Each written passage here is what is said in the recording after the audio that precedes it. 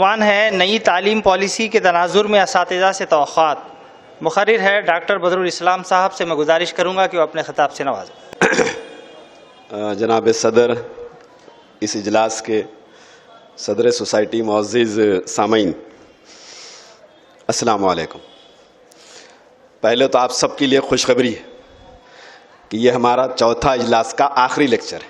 इसके बाद इंशाअल्लाह कोई लेक्चर नहीं होगा, इख्तितामी प्रोग्राम शुरू हो जाएगा। तो ये मैं बोला पहले खुशखबरी दे दूं आपको ताकि जो है ज़रा तसल्ली हो जाए। बहुत सारी बातें कल से आप लोग सुन रहे हैं। मैं बैठे बैठे तसव्वुर में अंदाज़ा लगा रहा था कि आपका वो झोला कितना बड़ा हो गया होगा। हर आदमी आ रहा, बहुत कुछ बोल के जा रहा है। तो चलिए, अब मेरी भी जिम्मे कुछ है, थोड़ी सी अगर जगह कहीं होगी तो उसमें इन चीज़ों को भी ले लीजिए। बहुत सारी बातें आ गई तो इंशाल्लाह जो पॉइंट्स आ गए हैं, कवर हो गए हैं, मैं उसको नहीं छेड़ूंगा। जो प्योरली नेशनल एजुकेशन पॉलिसी 2020 में ये जो तवक्कुआत हैं, इससे बढ़कर नए अंदाज में जो तवक्कुआत वाबस्ता की गई हैं, मैं उस पर कुछ बातें आपसे करूंगा।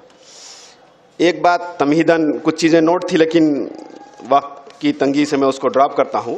एक बात सिर्फ इतनी ज़रूर अर्ज़ करूंगा कि जितना बड़ा मकाम, जितना बड़ा मर्तबा होगा, उतनी ही ज़्यादा एक्सपेक्टेशन होगी, उतना ही ज़्यादा डिमांड होगा, उतना ही ज़्यादा कुर्बानी, और आपको बहुत सारी चीज़ों से काम लेना होगा।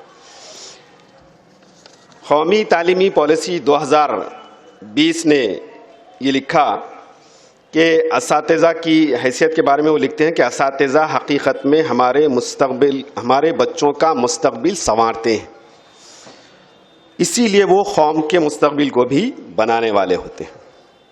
फिर एक बहुत अच्छा जुमला लिखा उसमें उन्होंने कहा कि साहब, हमारे तालीमी तब्दीलियों का मरकज़ हमारा मुअल्लिम होगा।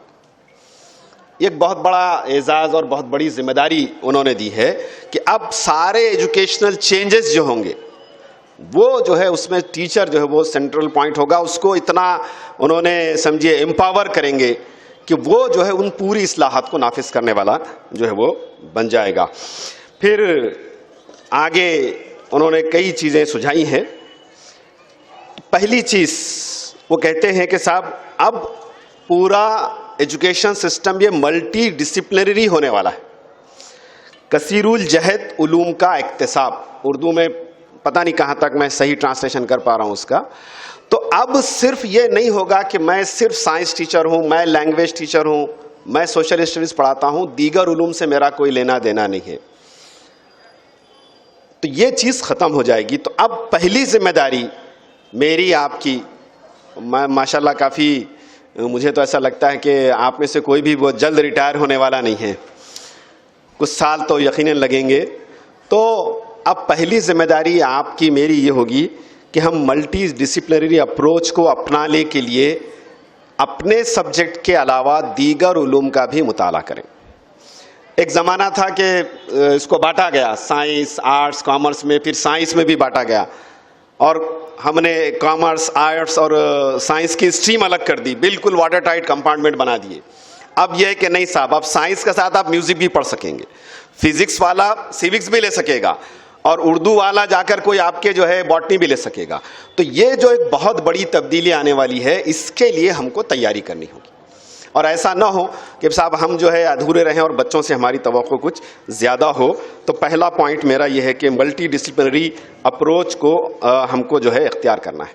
आप देखिए कि हमारे सारे मसाइल एक दूसरे में जुड़े हुए हैं। मैं इन्वायरमेंटल पॉल्यूशन पर जो है एक आर्टिकल लिखने के लिए कुछ मवाद जमा कर रहा था, तो एक बहुत बड़े साइंसदान का एक कोटेशन मेरी नज़र से गुजरा।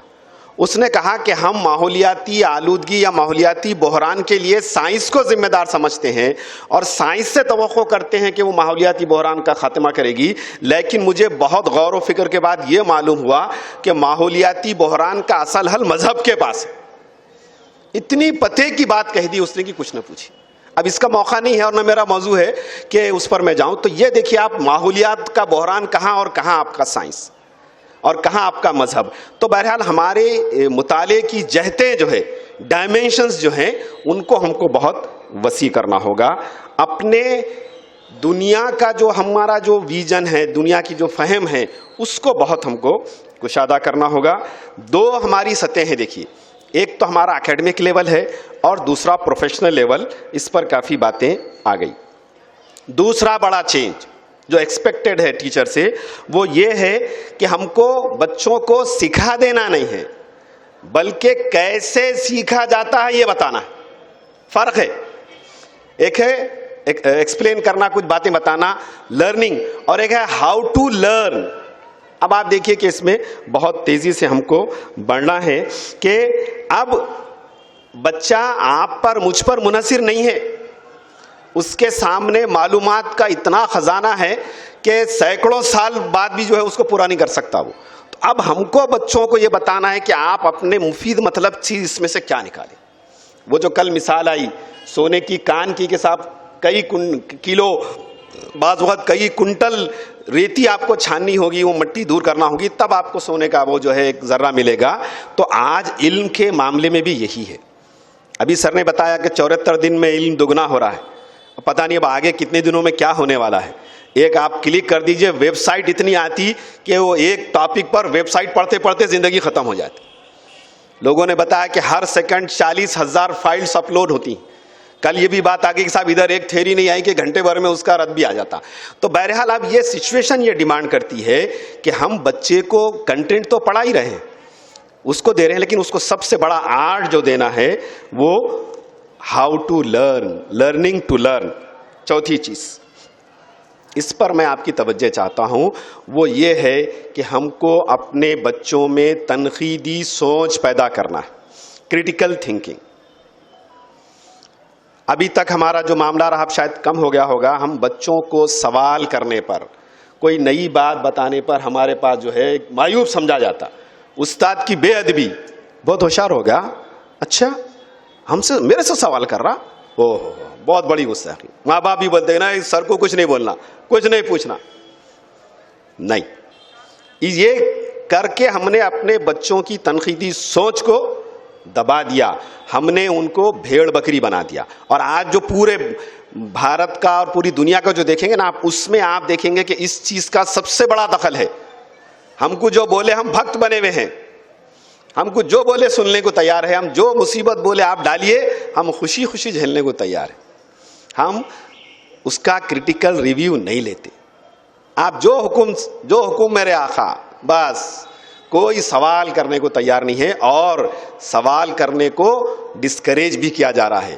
तो अब आगे अगर आप कोई तब्दीली चाहते हैं, जैसे कि NEP 2020 हमसे चाहती है, तो उन्होंने बहुत वासिगाफ अल्फाज में लिखा है कि अब हमको बच्चों के अंदर तनकीदी सोच पैदा करनी होगी, मंतकी सोच, तनकीदी फिक्र, और इसका एंड जो है वो तख्लीकियत पर होगा, क्रिएटिविटी पर होगा। मैं जब ये नोट्स ले रहा था तो मुझे लग रहा था कि हर पॉइंट पर एक मिखाला होना चाहिए, क्योंकि आई एम वेरी सॉरी, हमने BEd MAd में नहीं पढ़ा था। ये कहीं पासिंग रिमार्क आ गया होगा, बहनों का BEd है, जमाने के लिहाज से चीजें बदलती हैं। तो अब ये आपके लिए एक ओपन प्लेटफॉर्म है कि आप एक एक टॉपिक लेकर इस पर कुछ चीजें जमा कीजिए और आपस में शेयर कीजिए, और मुझे भी अगर भेजें तो बहुत अच्छा है। तनकीदी फिक्र क्या है, तख्लीकियत क्या है, मंतकी अंदाज क्या है, फिर जो है मंतकी सोच हम कैसे पैदा करेंगे। मैं एक बात आपसे खाली समझाने के लिए अर्ज कर रहा हूँ। एक पोस्ट आई थी, बड़ी मज़ेदार थी। उन्होंने कहा कि साहब आप जो है टीचर बनेंगे, साल में 4-5 कमाएंगे, प्रोफेसर बनेंगे 18-20 लाख कमाएंगे, IT इंजीनियर बनेंगे 40 लाख कमाएंगे, और फिर आपको उसमें जो है डॉक्टर बनेंगे 1 करोड़ कमाएंगे। सब में उसने बताया टैक्स जाने के बाद में आपके हाथ में क्या आ रहा है। और उसने कहा कि साहब एक प्रोफेशन ऐसा है जिसमें कमाई का तो कोई अंदाजा नहीं है, कोई टैक्स भी नहीं। बताइए आप कौन सा प्रोफेशन है वो?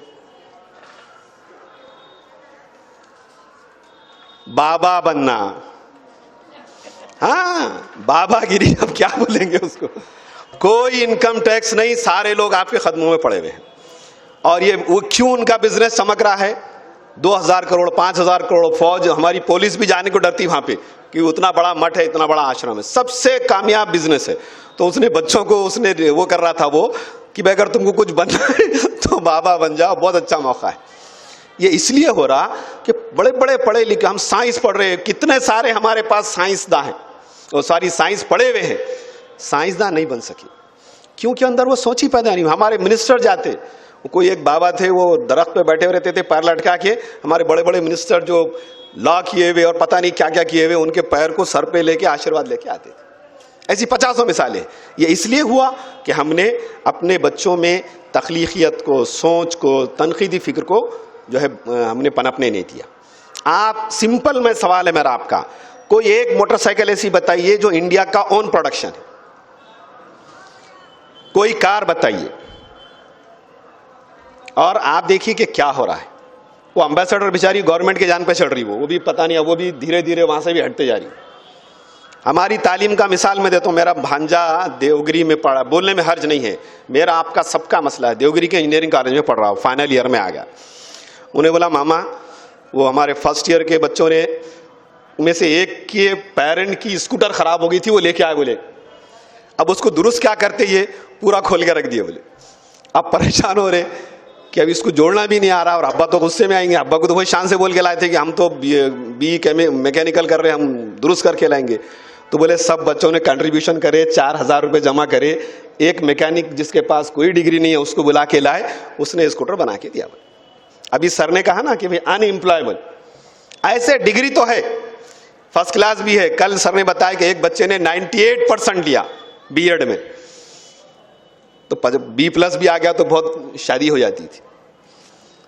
तो ये इसलिए कि भाई बस लिखो, सुनो, लिखो, धोखा नहीं होगा, खाओ और खै कर दो, और जितनी बड़ी खै करेंगे उतने बड़े नंबर। तो ये इस वजह से है कि हमारे तलबा में हमने ये चीज पैदा नहीं की। कोई प्रॉब्लम क्यों पैदा हो रहा है, उस मसले को हम कैसे हल करेंगे। बेशुमार डाटा आपके पास है, उसमें से आप उस डाटा को कैसे एनालिसिस करेंगे। तख्लीकियत, तेजी से मैं वक्त बचाने के लिए आगे बढ़ रहा हूं, मुझे उम्मीद है कि आप लोग इंशाल्लाह साथ देंगे मेरा। हमारे चिपळूणकर साहब डायरेक्टर थे महाराष्ट्र के, आप में से जानते होंगे, काफी ज़ईफ थे। उनकी एक बात मुझे हमेशा याद रह गई। उन्होंने कहा कि जनावर चाकोरीमध्ये चालतात, मनुष्य आपला रास्ता स्वतः बनवतो। अब शायद मराठी मेरी कुछ गड़बड़ हो रही है कि जानवर चाकोरी में तयशुदा रास्ते पे जानवर चलता है, इंसान अपना रास्ता खुद बनाता है। हम बच्चे को बोलते बस इससे हटना नहीं, ये निसाब है, इतना पढ़ना और इतना लिखना और खत्म, नंबर कितने मिल रहे बोलो। सर का बहुत अच्छा होता है कि साहब आप, हम ये नहीं देख रहे कि क्या काबिलियत पैदा हो रही, क्या चेंज आ रहा, क्या उन्हें इनोवेशन कर रहा, कुछ नहीं, नंबर। मेरे एक दोस्त है, बोलते हैं मार्क्सवादी है, वो कम्युनिज्म वाला मार्क्स नहीं, ये मार्क्स वाला मार्क्स। अब्बा परेशान मार्क्स में, अम्मी परेशान, दादा परेशान, सब परेशान। तो ये तख्लीकियत क्या हो रही नहीं हम कर रहे। तो बच्चों को नए रास्ते पर, बहुत प्यारा जुमला है जो मेरी तर्जुमानी करता है कि out of the box thinking, बने बनाए रास्तों पर नहीं बल्कि नई चीज़ों को। इसके लिए हमको तलबा की जो तरबियत होगी, जो तालीम होगी, वो बिल्कुल दूसरे अंदाज से हमको देनी होगी। नए नए टास्क देना, फैसिलिटेट करना, उनको इनकरेज करना, मौका देना।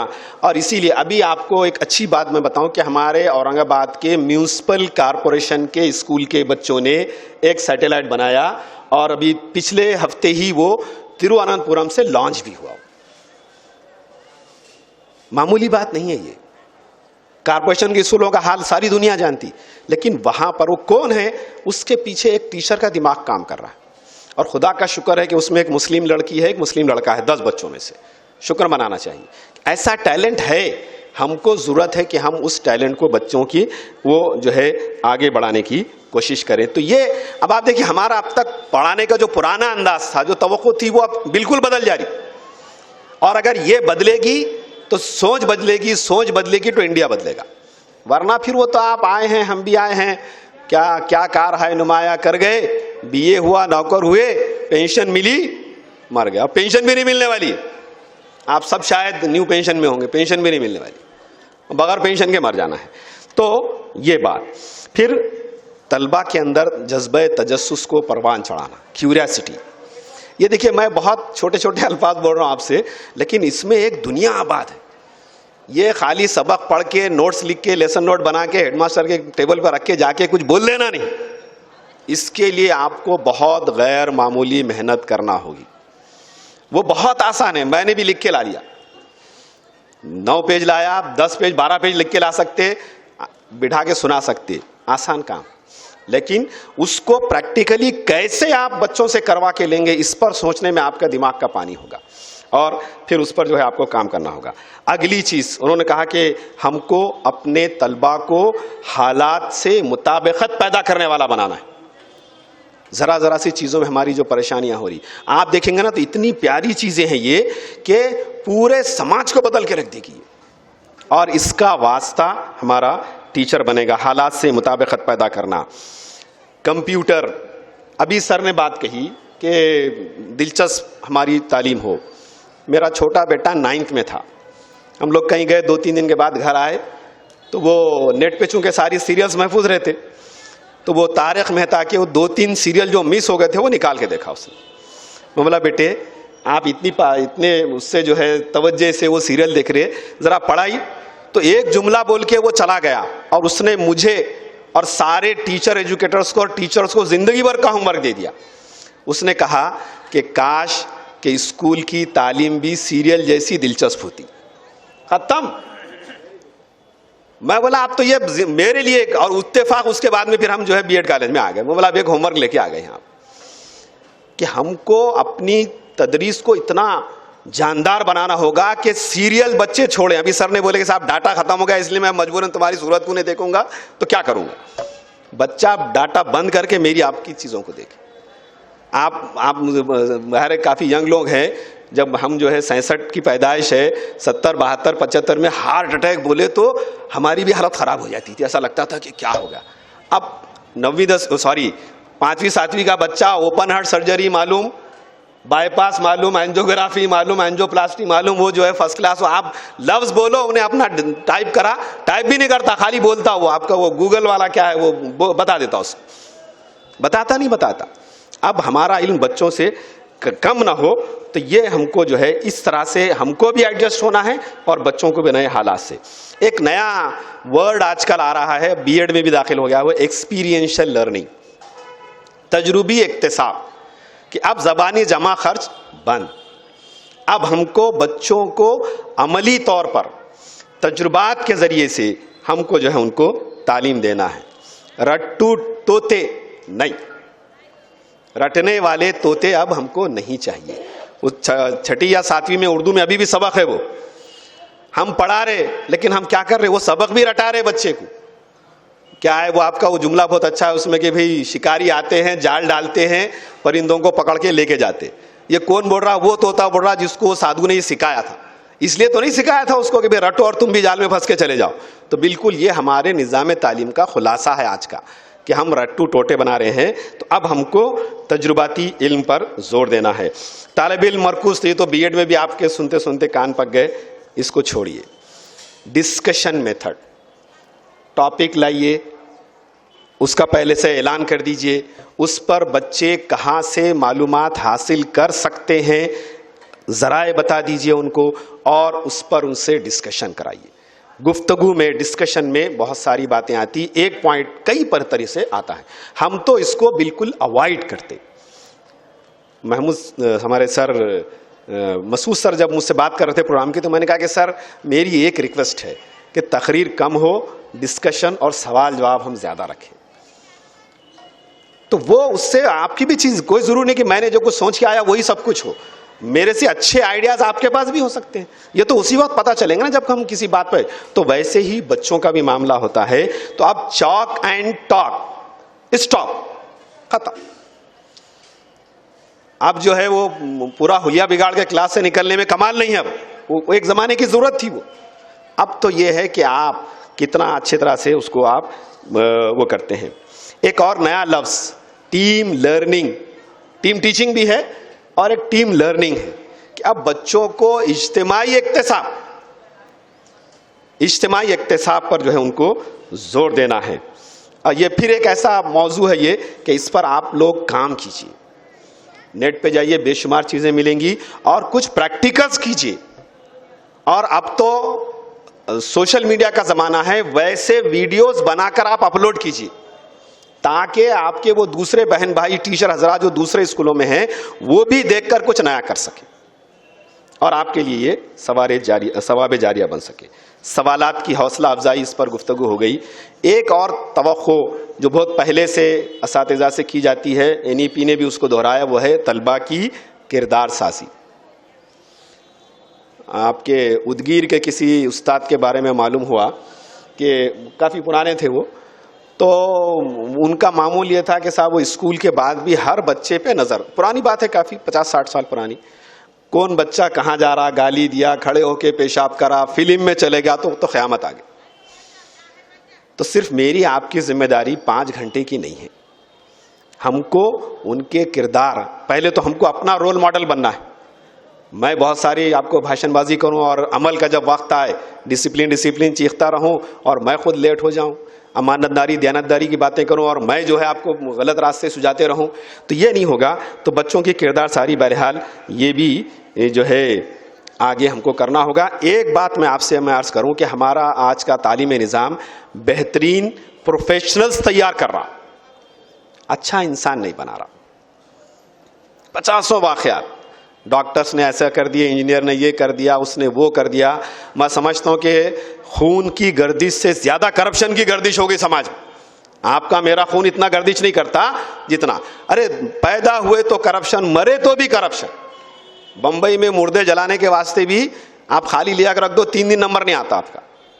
बॉम्बे दिल्ली में फिर आप उसकी कुछ पहले उसकी मुट्ठी गर्म करना तो फिर वो फर्नेस गर्म करता हो, और नहीं तो फिर वो फर्नेस ठंडी है, लाइट का प्रॉब्लम है, ये है वो है।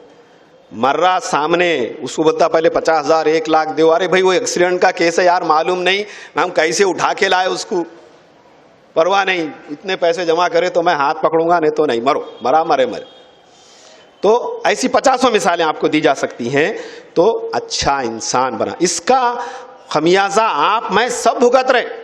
ऐसा मत समझे कि साहब वो उसके साथ हो गया उसके साथ हो गया, ये सारा मलबा आप पर और हम पर भी गिर रहा है। फिर बच्चों को एम्प्लॉयबल बनाना, इंजीनियर्स का आपने सुना, मैनेजमेंट के बारे में आशोचैम जो हमारा इदारा है सनअत व तिजारत का, वो कहते हैं कि 75% management graduates are not employable. BA कर लिया हमारे बच्चे ने, क्लर्क बनने की भी काबिलियत पैदा नहीं होती। 10वीं हम 10 साल बच्चे को लैंग्वेज सिखा रहे।